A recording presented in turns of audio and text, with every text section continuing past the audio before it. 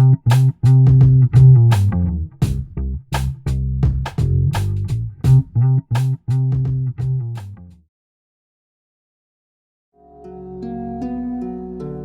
York is on life support. The shops are closed. Our church is also empty.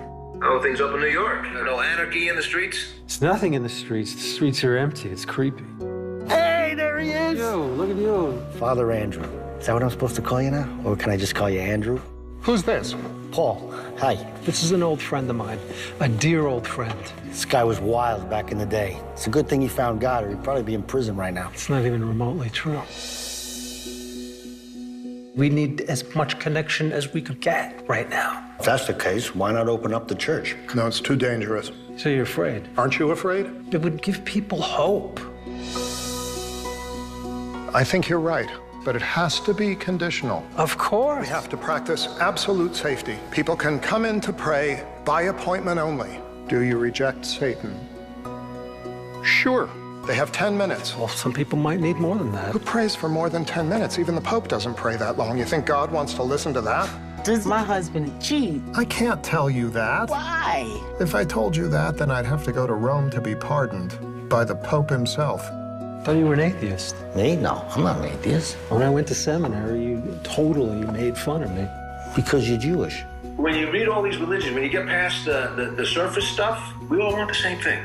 Peace, clarity, contentment. It's kind of beautiful. I saw the soul, the physical soul, leave a body. What does it look like? Maybe you're spending too much time at that church. Yeah, those are my friends. My son, the mensch priest. I love you. She's gonna show you something that'll blow your mind.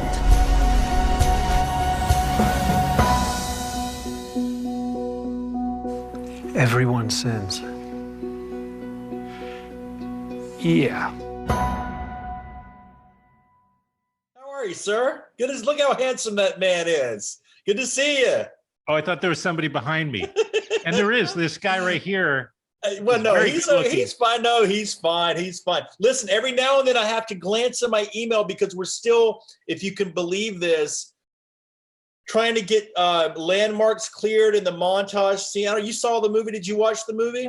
No, but I heard good things. Yeah, so there's a no, of course I saw. Scene. There's you had so there's a montage scene with the soul that's flying through the city. Yeah, sure, I know. We've got everything cleared, and then we're just trying to get paperwork and credits finalized. So every now and then, if you see me looking at something, it's only because we're at the 11th hour. We're in post-production with you in real time, is what you're saying. That's exactly right. Great. Part of that. No, I noticed that scene, and I noticed in the closing credits, and maybe they're being modified, but that you kind of give thanks or attribution to Lincoln Center and all those spots that are in that montage scene, you know? Yeah, it was kind of arbitrary. I just wanted to pick a lot of places that maybe tourists and people in New York would know that it was just a celebration of the city. Although it's, we can talk about it. Where are we recording now, or how are you going to? Yeah. Well, I mean, if something comes up or somebody wants me to edit, let me know. But yeah, we're on, I guess. So you're doing it Mark Maron style. You're just gonna start recording. Well, you know how it's not like this isn't. By the way, Max. I just want to say, Max. I've seen you around on the street, but maybe you live in. Do you live downtown, sorta? Yeah, I live on down in the west side. There's a building out your window that looks like it's in my neighborhood. Oh well, I'm certainly not that close. I'm in a friend's on the Upper West. I'm way up Upper West right now. Oh, okay, never mind then. Yeah. So, are you down? You're further. You're like 100 blocks south. Yeah. Lower west. Thomas J. Ryan, Max Casella. What a treat this is for. It's like I've had an indie orgasm or something. Is that appropriate? It is with this group of people. It is. Yeah, 4 white guys. You can totally say anything you want now. It's totally fine, Right, nobody's listening. Well, yeah, Max, I want to say that I have a little bit of history with everybody else on this call. So, I wanted to give you just that heads up if it looks like I'm being overly familiar. And Mr. Ryan, are you still in Fort Greene? I am. I am still in the place where we met. Okay. You have been doing such great work. I've been watching all of these things. You have? Yeah, I'm like, they're just great. Thank you. Yeah. That means a lot to me. I mean, you know, because you don't get, I don't know, because you just don't get as much feedback, except for people that know you well and want to, you know, but they're the choir, you know. And I mean, you're sort of the choir too, but not. And then again, I haven't seen you in a really long time. I think the last time I saw you, it was in a play or something. Yeah, you did that really interesting one on the new biography of Cary Grant. Yeah. I like things like that. I mean, I'm really interested in them. I think you're doing, and Ileana Douglas, all of that. It's just great. Thank you. Yeah. You're welcome. It's very gratifying to do those types of things because, you know, you have to do some work involved beyond just seeing a movie. You really kind of have to really do a little bit of work anyway. It's a good book. If anybody wants to read a recent biography of Cary Grant. I read it. It's good. Yeah. I'm going to text Kevin to tell him to get on because we started, right? Sure. Yeah. This is going to be video then? This is video, not just audio. Doing video too? Yeah. It's tricky because I try to convey that very, very specifically, and I'm not criticizing a publicist because they've got like 1,000 things that they're communicating back and forth at any time. So, but it's just the nature of things that as many times as I try to make sure everybody knows it, people just don't end up knowing it all the time. And then I'm feeling awkward because some people might not feel as comfortable, or they have to pivot on the fly. You know, there's Stacy. There's Stacy coming good. Speaking of which. Yeah. I'm just going to change the preferences real fast so Stacy can stay on. Hi, Stacy. I don't know if she can hear me yet. All right. Are you guys running air conditioning in your place? I can't. It gets too loud if I run it during that. It gets so hot during these you really things, have so I'm going to be very sweaty. But you know, that's a cool. Yeah. Well, I think we should also. I don't know if Stacy's going to pop in and say something, but in the meantime, if we're throwing praise around, Onur. And I mean, yeah, let me just finish my thought. Onur, bravo, first of all. You're just, this movie really touched me, and it's like a real director's job, you know? Thanks, Adam. I appreciate that. I've had a lot of friends who've seen all of my work, and almost all of them unanimously say when they watch the movie, it's like, Onur, man, I knew you had it in you, you know? Like we knew you could make something mature and sweet and truthful and honest, and you know, in all fairness, and I think anybody who sees the film, you included, will know that it is it's a performer's movie, an actor's movie, you know. Totally. And I feel like anything I've learned over the years is, especially acting in my own movies, to empathize with what actors go through, is I've learned that if an actor can be comfortable, I think you can get the best performance out of them. So I think that was my job to. It was hard to make people comfortable in a time of the pandemic, obviously, but I think, and Max and Tom and Kevin can speak to this, is I tried to make everyone comfortable. I tried to be on my best behavior. I tried to, you know, get out of the way when possible and only add feedback when I needed to. But it was really just such a joy to watch what Kevin and Tom and Max do in the movie. And I learned so much, and to just really just facilitate everything and make sure everything was run smoothly and get out of the way. But I really appreciate that, Adam. I really, because I'm really, really proud of it. I think it's easily my best movie. But then when you make a movie like this, when everybody's contribution is so important, I don't feel like it's my movie. It's everybody's movie, you know? And but you're creating the, I imagine, the tone, and you're creating the safe place for, as we shoot to the cave Kevin. Here. We've got Kevin in the cave. Kevin in the dark, Plato's cave there, you know? Yeah. So Kevin is, hey pal. Prince of Darkness. I'm going to keep the cave. On the scene. Do it.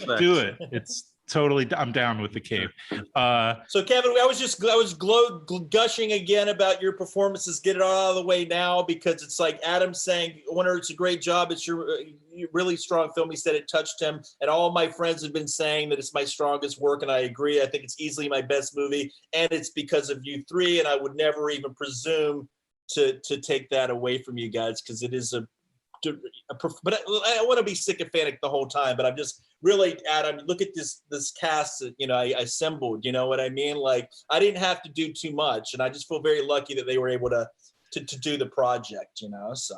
Yeah, and then it was, so tell me a little bit about the timeline on it, because, you know, for those who are watching this before they get a chance to see the movie, and I hope the gap between these two things is very small, but that, when of course, COVID, we were locked down as of March, I guess. March, yeah. 2020. I would say we had a script probably in end of April, and we were shooting in July. Does that sound right for everybody? Probably May, beginning of May, we had a script, and we were shooting in July. We shot 10 days in July. We rehearsed for about, you know, a month beforehand, and rewrote the script and whatnot, but very fast, came together very quickly. And I kept rewriting as I was going, based on input from the actors, input from my co-producer, Andrew Shemin, who's one of the DPs, you know, he's a brilliant, very intelligent guy. Feedback from Paul Reiser. We had to rewrite his scenes 7 or 8 times. He was really into it. So it was great, but it was pretty quick. Yeah. We'll get to that. So very fast production. And guys, Thomas, I think we even spoke about Onur when I was once with you. So I think you were familiar with his work. I know Kevin has been familiar with Onur's last bunch of movies. So Max, this was your introduction to Onur? No, I was in 2 other Onur movies. Oh my God. Well, I've seen them all. I've known Onur for about... Don't correct me on my show, by the way. All right. Yes, this is the first time I ever met Onur, was last Thank you. Max, who is that? Is that Max Casella? I love your work, Max. Oh my God. Yeah, big fan. You look like the guy who was in this movie. I did 3 of the movies I made. You know, wait a minute, which ones were you in? You know? Which ones? So where you were in Applesauce? It was an Applesauce. This French movie that we made before the pandemic, which is coming out in the fall, and then now this movie. Yeah, I want to put Max in everything. I did see Applesauce, but I missed the French one. I haven't seen that one yet. Okay. Thomas J. Ryan and I worked together on a film that we will not talk about, because it's a black cloud of, it's very scary. I don't want it to, well, it's a whole book actually of the experience, you know? Okay. It wasn't because we didn't get along. It was just a bad movie that I made. He came on for this film, and he's like, I mean, you know, in a lot of it, for God's sake, you, Tom, you play Father James, correct? Yeah, I think so. Yeah, Father James. I'll remind you, you're playing Father James. I know I did. I started asking Max a question, didn't finish it because I tripped up. Kevin, you play Father Andrew. Interestingly, I happen to play a character named Andrew in an earlier Onur film, but Richard's Wedding. Yeah, that's neither here nor there. And you guys have such an incredible chemistry together. It's really lovely watching the two of you. Well, you know, and then Paul, Max's character, comes on, and I just love how the dinner scenes that you share in the church. Paul is an old friend of Father Andrew's.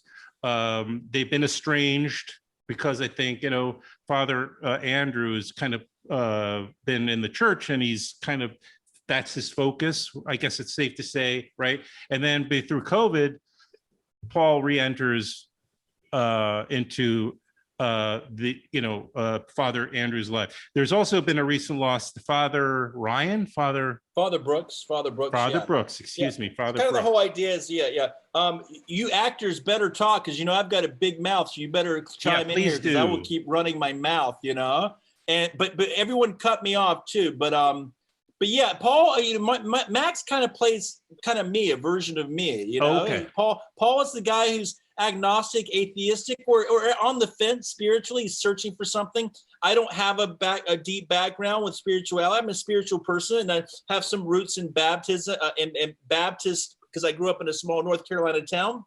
but was never baptized, and all peripherally went to church just because my friends did. But Paul represents kind of me, and Father James and Father Andrew.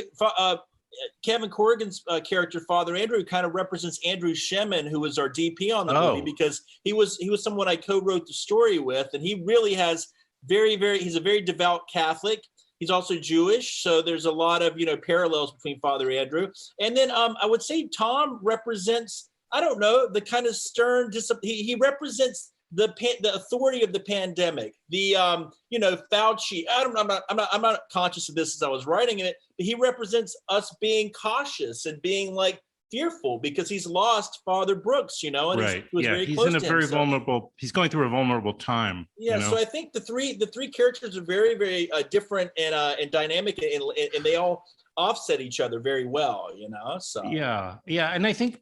Max, you play Paul again, and you're coming into the church, and in a way, your appearance, which could be a challenge or present a conflict to specifically to I think to Tom's character, Father James, but in a way, for some reason, Father James responds very positively to him because he kind of reminds him of the recently deceased Father Brooks. Anyway, so how was it filming in this church? Let me ask the actors, like a little bit about what was it like on the set, working out of this church, and also, have you ever played priests before? Have you, did you do any research, or what went into creating these roles? Because they're very well. I think they're really established. I mean, I really feel like I know who these guys are. So let's start with you, Tom, and then we'll go to Kevin. Yeah, I went to Catholic boys' school in high school. So I was taught by a lot of priests. Some of them were very sort of intimidating, frightening, but some of them I really responded to, and they were very kind, nurturing people.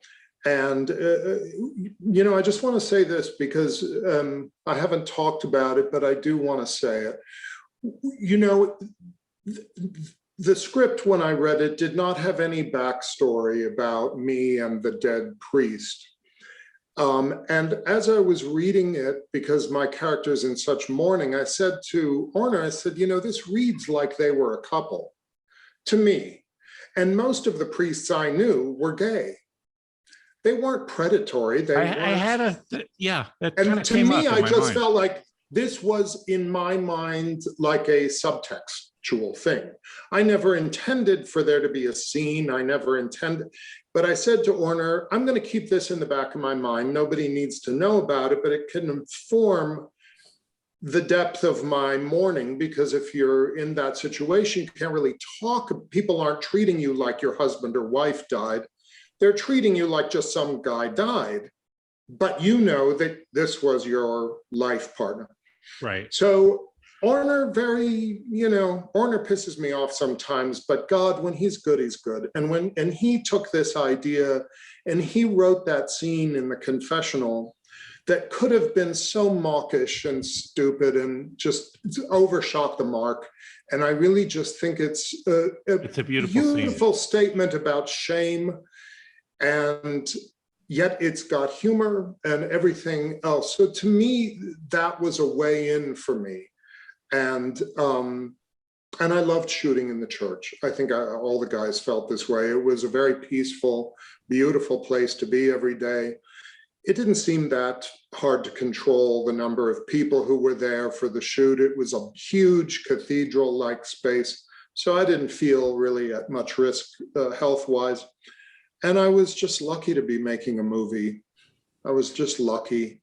The Broadway show I was in had just been shut down, and I just was like, I'm never going to work again. So it was an honor. I agree, man. I miss that church. I miss that routine.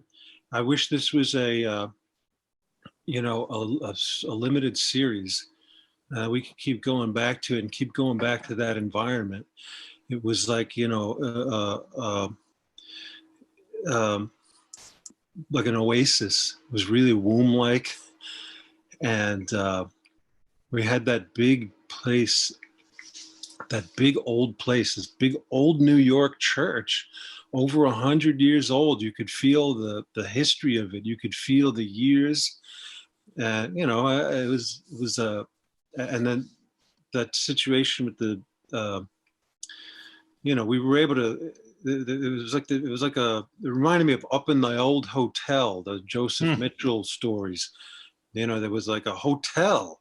Well, you know, there were just quarters, you know, where we could go, and they were like dressing rooms for us, you know. But they were like, you know, it was like being in an old Joseph Mitchell story or something. Yeah, the rectory beside the church. Yeah, rectory, sure. yeah. So you know, and then when they, you know, you could go up there. I mean, I caught some Z's up there a few times, and then would come, you know, right from that into the church to do a scene with Max or something, and you know, be coming out of a dream and then going into another dream. You know, the dream that we create as actors, and you know, making movies. And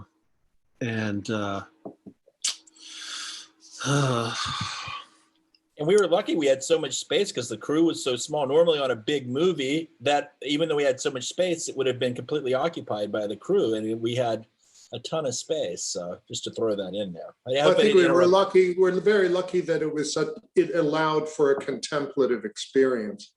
As opposed to the sort of hectic, you know, rushing that making particularly a small movie usually is. Like, oh my God, we have to get these pages today, and oh my God. And there was just something contemplative about the situation and the energy that really was very helpful to the energy of the scenes themselves, I think. Yeah, Max, what was it like for you making this movie? Because it is so unique a situation. It was the most unique filmmaking working experience I've ever had, and I can only just concur with everything that's been said already.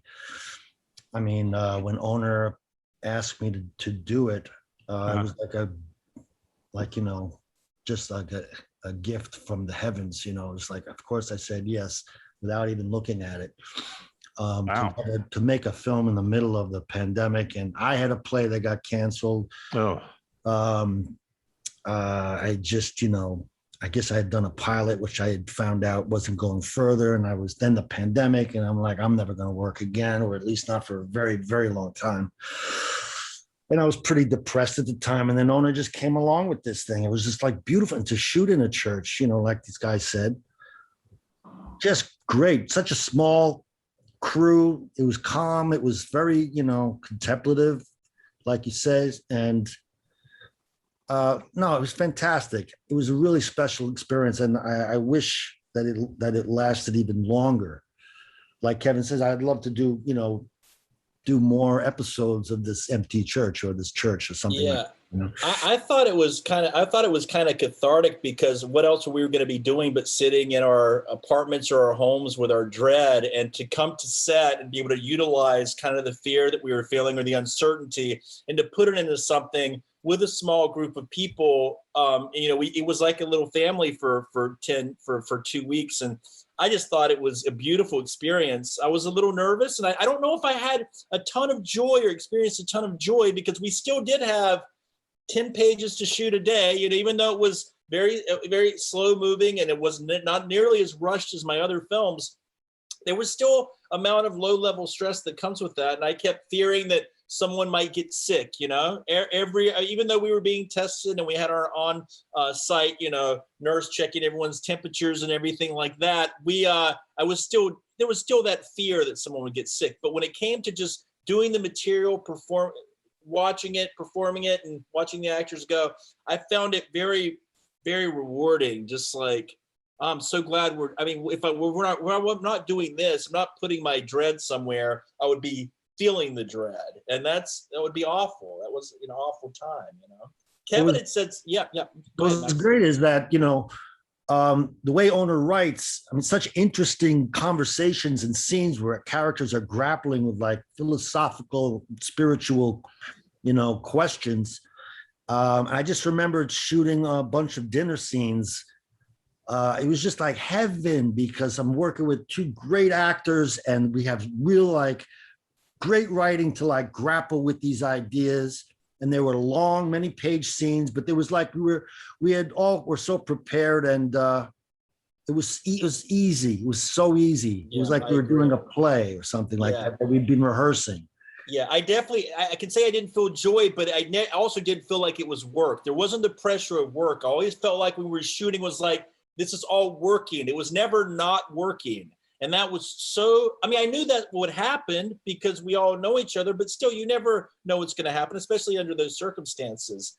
And I feel lucky that I have a relationship with all of you guys where we can have a dialogue about what we're doing beforehand. And you guys aren't afraid to give me, I get to take credit as the writer. I mean, unfortunately, to some degree, but you're able to give me the ideas to augment and make the script better, you know? So. Shark Talk, this is going to be an hour of us just, loving each Were you other. going to say jerking each other off? Well, I would normally not say something like that with a church movie, but if you and I are talking about like one of my other movies, I would say that. But it's, I mean, like, but yeah, it was a beautiful experience. Kevin had said something. Kevin, I don't know if you remember before we made the movie, you were like, the thought of not making a film during COVID, like when he decided to do it, Kevin, you can quote me if I'm wrong.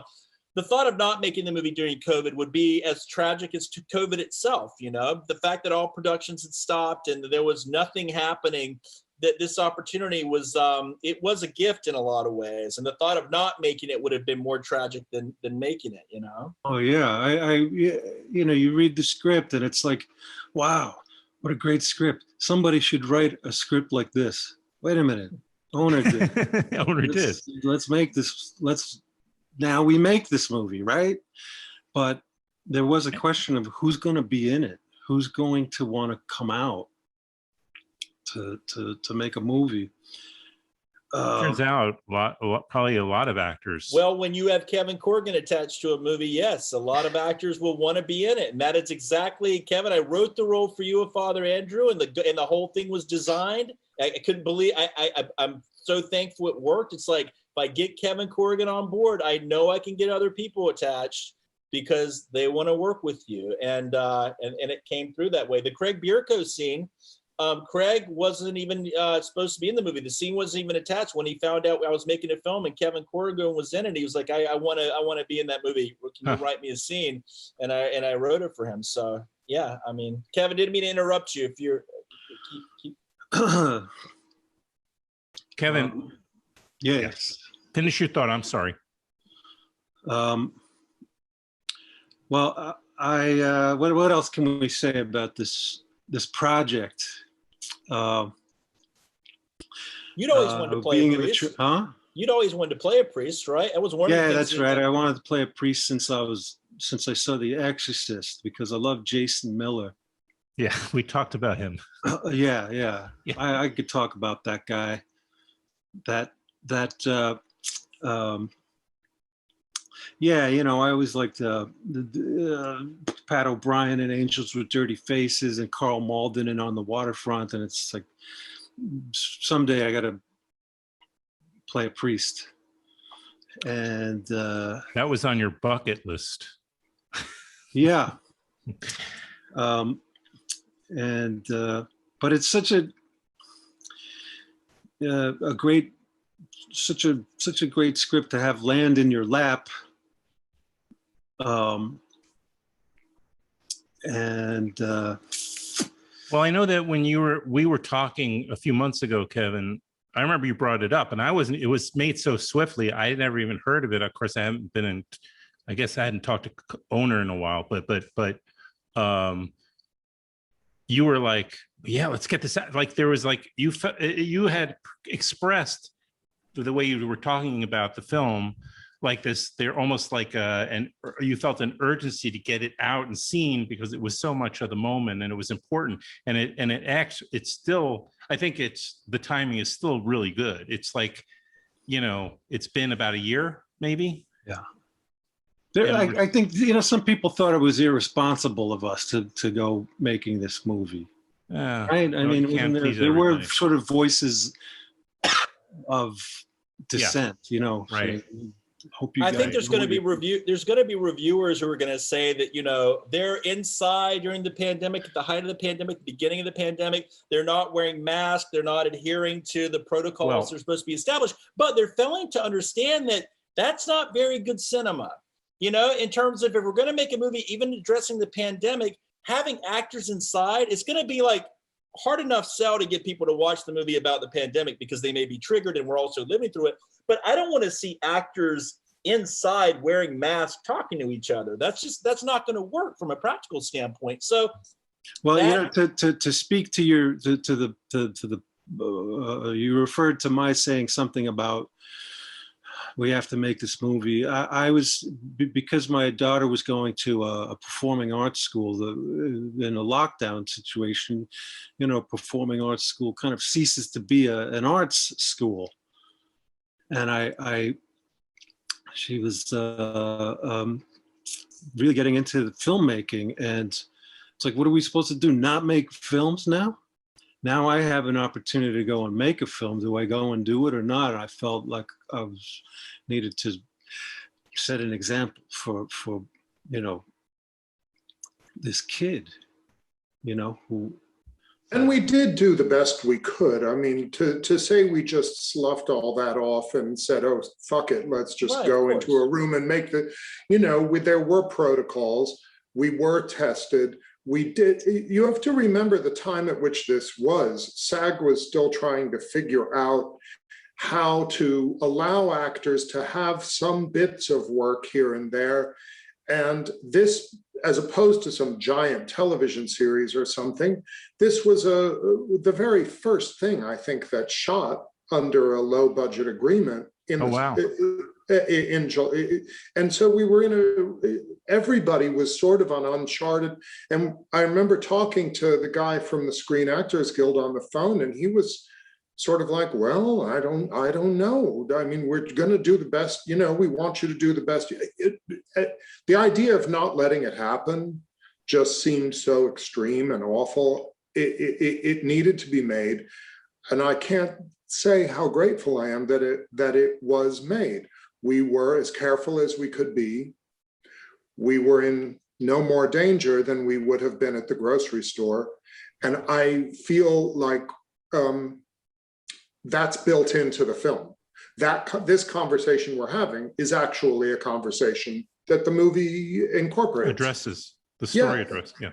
Yeah. It may have been at the time, I don't know, but we may have been one of the only movie productions going on at the time in July. Yeah, I don't know for sure. For one, I wasn't even remotely afraid of getting sick. Not even remotely. I was just too happy to be working and doing the yeah. It never crossed my mind that I would ever get sick. I was it was a salve. Ecstatic to be doing it. I remember that about you, Max.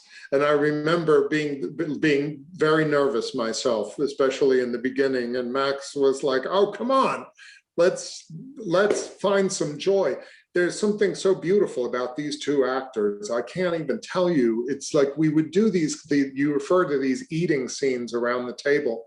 And we're very different, the three of us. I mean, we have very different energies. We go at the thing, with the same vigor, but we come at different directions. And I could hear, as soon as we started to work, the three of us, it was like a little jazz combo. Like I could hear this person plays that note, this person has that energy, and this person, and it just immediately. So I don't know who else was offered my part before me. I do know, actually, but I feel like it's good they were scared of COVID and stayed in Connecticut, because I'm glad actually, the energy of the three of us is not something that just plug somebody else. It's just like, in my career, a very unique energy. And Tom, I'll say I'm very, very, very, very grateful that they said no. And the reason we approached them is two reasons. That little bit more name recognition. That's the only reason, because I wanted to get but he's funded. Great. He would have been great. I'm not saying and that. then secondly, I gotta say, this is true, and we've killed the curse. I've been very nervous about, since the last time we worked, it was such a horrible experience, because it was my fault. I've been superstitious about it. You know what I mean? I've been in New York for 10 years. You're one of my favorite actors. I've always wanted to come back to you. And I think I've offered you smaller roles and things that you've said no to, but I've been afraid that, like, oh man, like, what if it goes wrong again? And I've been a little insecure about that. So that was, and it could have gone wrong, pal. We had a bad time on that last film. Oh man. Yeah. But that curse is lifted now, thankfully. It sure is, baby. There you go. Yeah. I but can't Kevin, get enough Kevin, going to Kevin's point, though, I agree. It's like, I think it was responsible to make the movie, to set an example for the young artists that, Sadie School. It's like, we are doing this. Don't be brave. Art can't die. Make your movie. It was a Cassavetes said. Someone said, "How do you?" Oh, someone. Go on, Kevin. I'll help you. Actor we know tells the story. I think it was Tom Noonan who tells the story about Cassavetes. Like, he asked him, "How do you make a movie? How do you raise money for a movie or something like that?" And was told, if that's what you're worried about, just forget about it. Don't make movies. If you're worrying about how you're going to finance the movie, what's important is to just make the movie. Just make it. And it was a little bit of that too. It's like, so there's a pandemic. That's what the movie's about. Yeah. We're going to wait till the pandemic's over to go and make a movie about the pandemic. We're like correspondents here. We need to get out there. We need to hit the ground. I think that's the perfect place to make art, is when you're risking death to create something. There's no better reason. Yep. That's what the movie's about. Risk. Yeah. I used to take risk with language. I could think of a million like inappropriate jokes that I would spew out right now that I can't, because I feel like the risk of language has been taken away. It's a totally different subject, but I agree with that, Max. I think risk is good, especially when it comes to art. Taking risk is what it's all about. But I also feel like we're living in a culture of everything being real. Everyone's so sensitive that it worked really well for this movie, because I feel like, in a way, this is better to me. I mean, we took the risk of making the film, but the film is not so desperate to offend. I don't think it's offensive at all. I think it's not so desperate to be provocative. I think it's provocative at times, but I'm proud that, maybe the culture it's been good for that, but during the pandemic too, it seemed like making a negative, cynical movie was redundant. So the idea, I'm totally segueing now into something that, that's absurd, but yeah, risk. Absolutely. But I just got to keep a hold on my Tourette's. I have some kind of mild form of Tourette's where I just want to, I hear something, I'm like, oh, I want to say this obnoxious thing. So well, part of me wishes that it came along a little earlier into my purview, because it was so, there's a lot, I think we're, as a society, we're probably barely got started feeling the trauma, the PTSD, the trauma from this last year, like what, the full weight of that. And I feel like if everybody can go see this film for one thing anyway, I know it's not going to change their world necessarily, but I think there is something very salve-like about this film. I was watching it. I was on visiting my son and his mom and sister in LA, and I put it on. I was laying on the couch and I said, I got to watch this finally. I've been putting it off because I wanted it just to be the right moment to watch it, and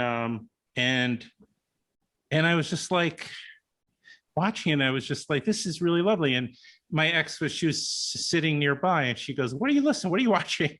I couldn't even I don't know where to start. Well, it's Onur and it's Tom and Max and Kevin. These are like, I'm just blissing out watching this movie, but not just because I know you guys, but also because I just loved the not the flow of the movie and the message behind it and what you guys were doing. Clearly, it was a love letter, of course, to New York as well. It was like, yeah, New York, you're going to go through this really difficult time right now. but we're there for you, and you're gonna come back. You're gonna come out on the other side. Yeah. I gotta say real quickly, maybe something different, but you'll come out the other side. Yeah. If you were a film lover and a lover of performance, and you're not even a fan of these guys, if you're not as familiar as you should be with them, if you're a fan of performance in cinema, this movie's gonna be brilliant for you. You're gonna love it. But also, I think it is comforting. I think to watch. I think it's the opposite of re-experiencing the trauma. I think it's a reminder that things are going to be okay and that there is hope. Yes, and that's what the movie does. So I'll just say this real quickly too. When Contagion, Steven Soderbergh's Contagion, I watched it during the pandemic, and even though it's horrible and the things that happen in the movie are 100 times worse than the pandemic we're experiencing, everything does work out at the end of that movie, and to me, it's kind of cathartic too to watch that, and I think this movie serves the same purpose. It is a reminder that things are going to be okay, and it's stressful, yes, but I don't know. I feel like the audience can see them. They can see themselves in the movie and see that they're going to come out on the other side. For most people, I mean, we're not out of the woods yet, obviously, and people are, could still die. But anyway, yes, I want to echo your point, Adam, if that's what you were saying. Watching it, the performances were beautiful, but also there was something else about it that I think really just works, and it's kind of ineffable to describe. I don't know. Yeah. Well, it's called. Yeah, I know. It's called Scenes from an Empty. The dog agreed. Loves it. Yeah. Scenes from an Empty Church. It's coming out July 2nd, which is this Friday. Where can people see it? I think Apple, not Apple Plus TV, but like iTunes, I guess whatever Apple is, where they'll be able to stream it.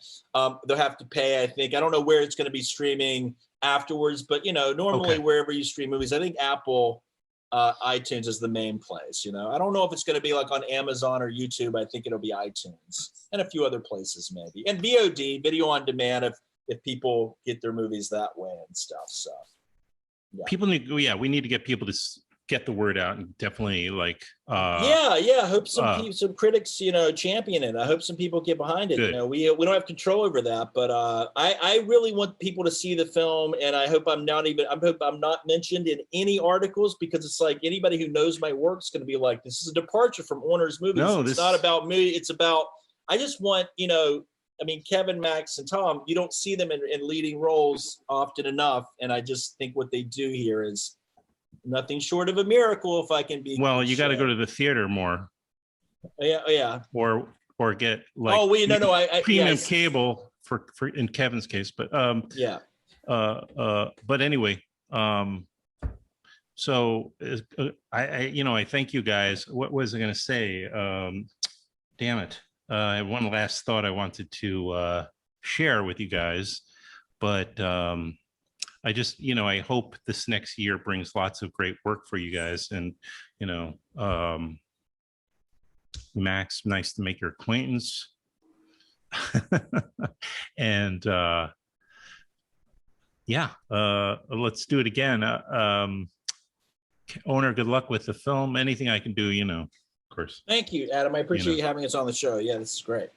And then and thank you guys, Kevin, Max, Tom, for being here and being in the movie. It was a great experience. Like, it was an amazing experience. When I got to New York, I make very, very low budget movies, and I try to raise more money. It's very difficult, my brand of kind of the things that I write. But I'd always, since I've been here, had always kind of fantasized about the possibility of making the smallest budget movie possible with the biggest cast I could find, not because I want to take advantage of anyone, but, because it's like, that's not the goal, but I just can't, it's hard for me to raise money making films. But this is like the dream come true, in the sense of making movie couldn't be any smaller in terms of crew and whatnot, and also budget, and to have the A-list talent, these behemoths of acting juggernauts that Tom, you make that face. Now we're jerking each other off now. You can make that face, but Tom, how much of a fan I am of yours. That went back 15 years ago when when I first approached you and was just like, such a huge fan of Henry Fool. And, to me, again, and I've said this before, but for any colossal Thomas J. Ryan fan, Henry Fool fan, and there's tons of them out there, this is the Thomas J. Ryan performance I've been waiting for 15 years. When did Henry Fool come out? 98, 99? For 20 years, I've been waiting for this performance. Now, I mean, you were great in Faye Grimm, and you're great in Simon Grimm, and you're terrific. Yeah. Hey, thank you. I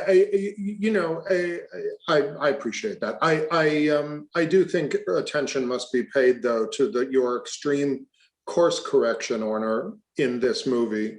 I don't think this movie reads like any of your previous ones, and I've liked a lot of your previous ones. And you're risking something here. You're risking the thing you fear most, which is being called sentimental, which nobody will ever do. But I just think that the fact that you put that out there on the table was a brave thing. So that should be said too. Thank you for talking about the performances so much. But I think it's a really risky, and I really love that you say that's the only kind of movie to make right now. And I think that that's a very honorable stance. Well, I think you guys took a good script and transcended it and made it really beautiful, I like your cynical side. I identify with it. I'm a fan. Yeah. Don't stop making those movies either. Yeah. Well, if you make a sequel to this, Onur, as you talk about, it will be very cynical. I mean, it will not be in the vein of this, will it? Right. Yeah. Well, what's beautiful about the movie is because we have the astral projection scene and the soul leaving the body, we've set ourselves up where we can kind of delve into the supernatural aspects of the movie. And I would love to make a sequel where Father Andrew and Father James actually go around performing exorcisms around New York. That's what the sequel would be. Oh my God. Craig Bierko's character it wouldn't be like, Linda Blair exorcism, but like, Craig Bierko has something evil inside of him that needs to be purged, and Kevin and Father Andrew and Father James would have to purge that demon, and that's really something I would love to do. And then part 3 of the trilogy would go back to Paul, and Paul having a serious lapse of something. He's hit rock bottom again, because you see the beginning of that at the end of this movie. Like Paul, he does not like what he experienced when the soul left the body. He thought that knowledge would free him in some way, but it actually destroys him, I think you're missing.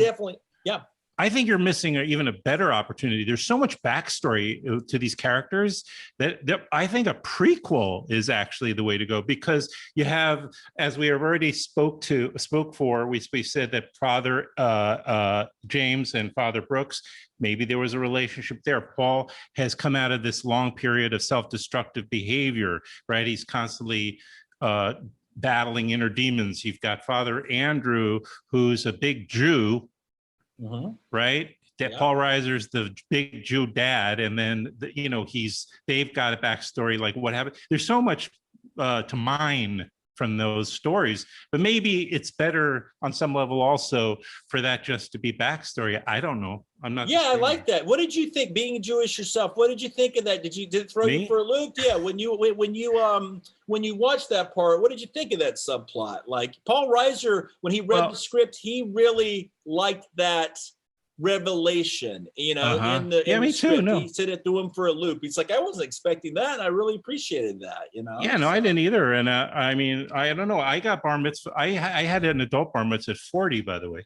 So that's really? When I sort of. Yeah, wow. Yeah.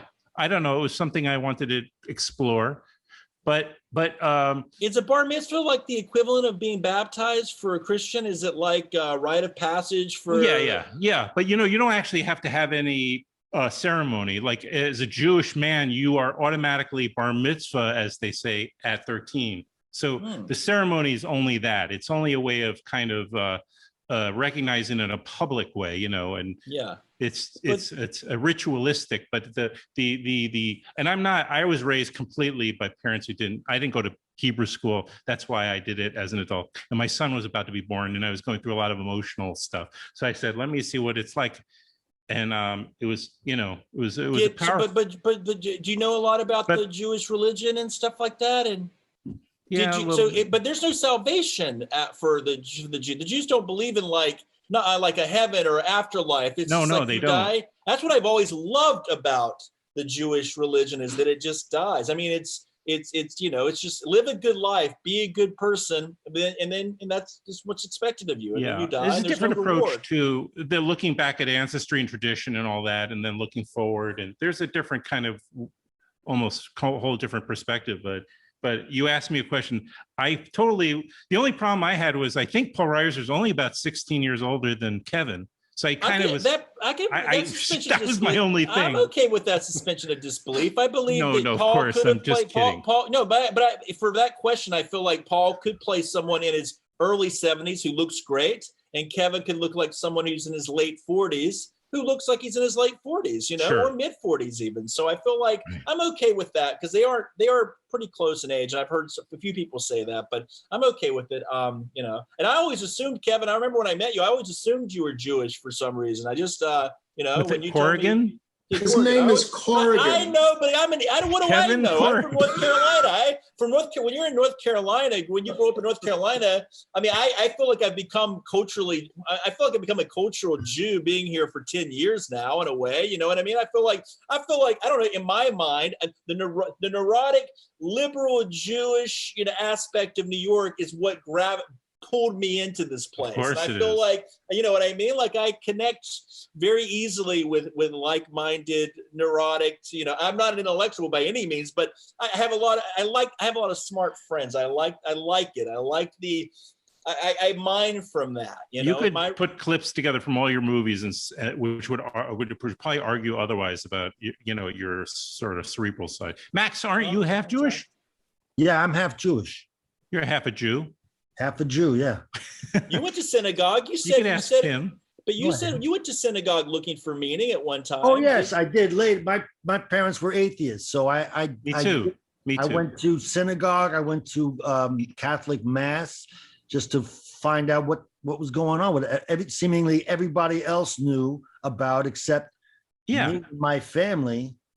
Exactly. So, that was my journey too, Max. That was my motivation too.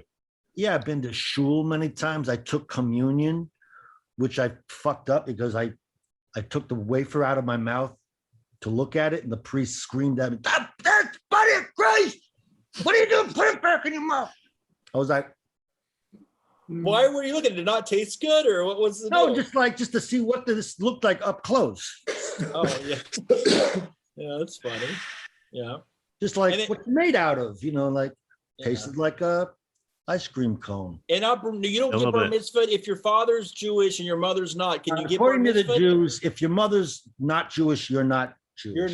You're not Jewish. But I think that things kind of are a little bit flexible. That may be the wrong word, but you can probably take the necessary steps. There are different levels of conservativeness, around the Jewish faith. So and they need Jews. Jews are always needed. So they'll figure it. Like my son, we're kind of like my Catholic wife, who's not religious, but she ex-wife, excuse me, she paging Dr. Freud. So she said, called me up and said, Jacob's going to have a bar mitzvah this, and I tried to remind her he's not Jewish, and he was baptized. Yeah. But anyway, it's okay. I was talking to, I was on the street, I was filming something in Midtown, and I'm sitting on my trailer outside on the stoop of it, and 3 Hasidic Jewish boys came up to me. I guess they were Lubavitchers, and they were trying to, recruit, lapsed Jews or whatever. They asked me if I was Jewish. I said, well, my mother's not Jewish. And that didn't seem to faze them. So because my father was Jewish, my mother was not even a Catholic, but not Jewish at all. And they didn't mind. They proceeded to try to talk me into becoming a religious. Well, maybe they're relaxing on that aspect. They'll free up the possible recruits by another 50% if they allow men with Jewish fathers. I guess the thinking was you always know who the mother is, but you never can be positive 100% who the father is. Yeah, that makes sense. Yeah. So, can I ask a quick question? Has anybody been baptized then? I mean, Tom baptized? So you're going to Yeah, heaven. of course. You're going to heaven. Kevin, are you baptized? Yeah. You're going to heaven too. I'm going to hell.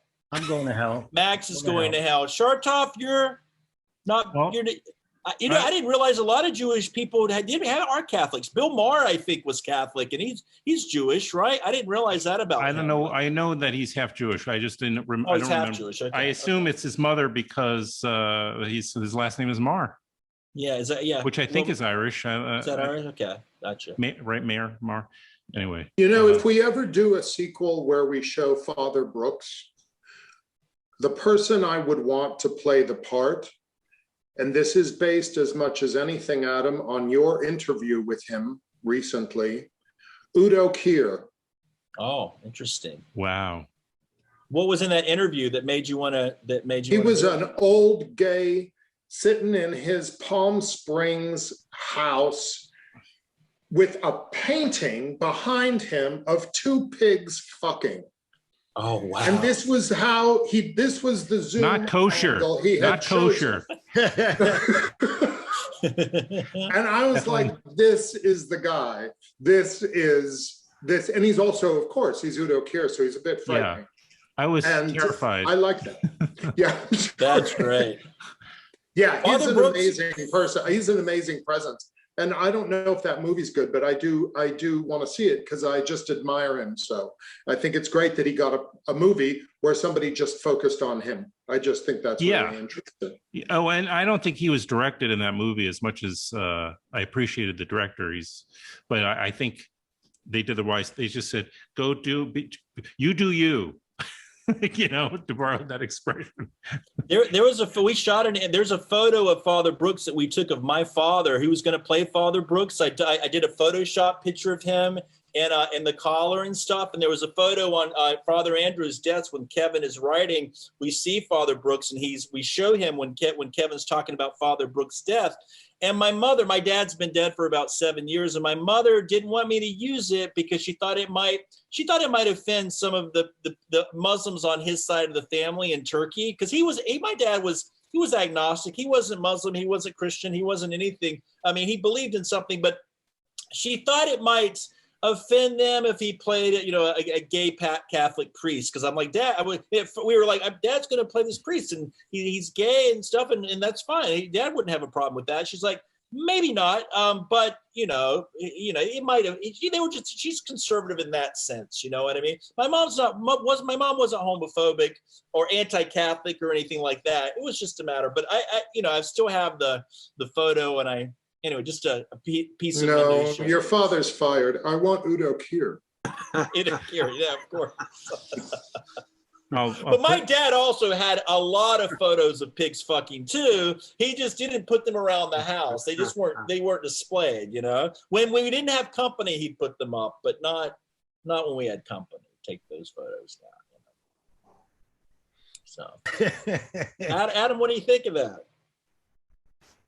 About pigs fucking, just the phrase pigs fucking. If you talk about the musicality of language, pigs fucking as a phrase just always sounds. It's a great. I mean, look, if it wasn't for pigs fucking, we wouldn't have bacon. We wouldn't have pork chops. Kevin taught me how to make a pork chop. We texted back and forth. He taught me the perfect way to make a pork chop, which is just. Kevin, do you remember? Can you tell us that quick? It was I remember telling you, but I can't remember the. You said to singe it. To do something to warm it up or something for a few minutes in the oven and then singe it in the frying pan just for a minute or two on both sides. We're doing an interview to promote the film here, Onur. I know. Are you aware? Did they tell you that? Adam's going to edit this. He's going to edit this down. Okay, right. I can be quiet. Yeah. Adam, you're editing this. If we got completely off track, I'm to be blamed for it because I should be saying, this is sort of bonus content for my Patreon subscribers, which I all of which I have 13. That'll go up. It'll go up. I just lost 2 of them in the last hour. It'll go up though. The people who are into bestiality and things will totally get into this. But this will go down as the pigs fucking segment or episode, which is fine with me. anyway, I got to respect your guys' time. Guys must have things going on. Max has an interview coming up. So yeah, and I got to take care of this. Right. All these this paperwork and stuff. But yeah. All right. But yeah, I hope you weren't trying to cut it short because of time. That's because it felt like you were trying to, truncate the interview. We're here for you, Adam, if you want to talk. Thank you. No, this has been, I'm so delighted. I thought it was going to be, a half hour. And this is what I think the core people that listen to my show do enjoy this kind of stuff. I would imagine I would. But we'll remind people, Scenes from an Empty Church, directed by and written by Onur Tukel. Written and directed by Onur Tukel. But the story was co-written with me. With Andrew Shemin did the co-story with me. We went back and forth with emails. I had a ton of questions, and I would send him 2 pages of questions and all these, ideas about the link between Judaism and Christianity, and all these questions about the Torah and the Torah. And then he would just send me 7 or 8 pages back, really beautifully written, detailed. He's a beautiful writer. And then, and for things like the baptism scene, he would help me get the minutia right about that, or the right scripture on that. The scene where Father Andrew and Paul are talking about the link between Judaism and Christian, the idea that, Judaism, Catholicism completes Judaism.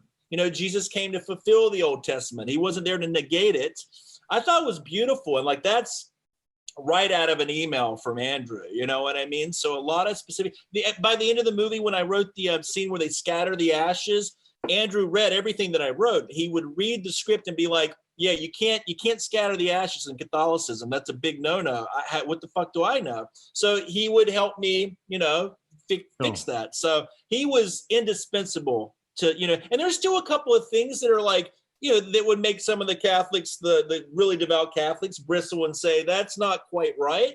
But he was cool with it, and and he'll also take with a grain of salt, for example, the scene where Paul and his girlfriend, they're debating what the pandemic's going to keep happening, and it's a coup with Mother Nature causing all of these, the pandemic and whatnot. It's going to continue happening for years. She's basically scaring the hell out of Max.